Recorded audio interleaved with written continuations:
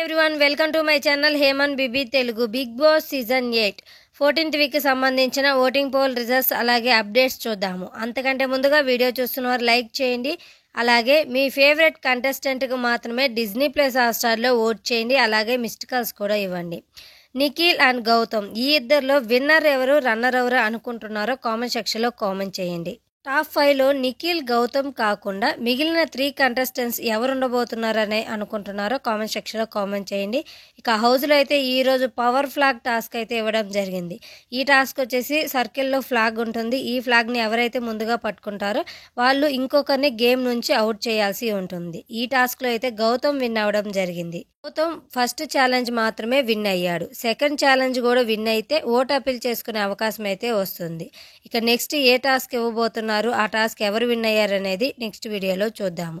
ఇక voting results చూసుకున్నట్లయితే 14th week nominate అయిన 6 కంటెస్టెంట్స్కి ఫ్యాన్ బేస్ ఓటింగ్ ప్రకారం థర్స్డే మార్నింగ్కి ఈ విధంగా ఉన్నాయి. ఫస్ట్ ప్లేస్లో నిఖిల్ ఉన్నారు 32% ఓటింగ్తో. నిఖిల్కి టాప్ ఓటింగ్ అయితే పోల్ అవుతుంది. వీకెండ్ వచ్చేసరికి అన్ని పోల్స్లోనూ అందరికంటే ఎక్కువ ఓటింగ్తో అయితే ఉన్నాడు. యూట్యూబ్ పోల్స్లో కూడా ఎక్కువ ఓటింగ్ అయితే పోల్ అవుతుంది.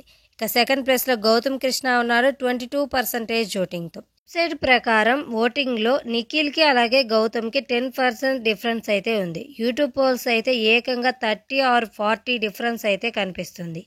వీళ్ళిద్దరూ ఈ వీక్ మొత్తం సేఫ్ జోన్లోనే ఉన్నారు. టాప్ 2గా అయితే ఉండబోతున్నారు. ఇక థర్డ్ ప్లేస్లో ప్రేరణ ఉంది 13% ఓటింగ్తో.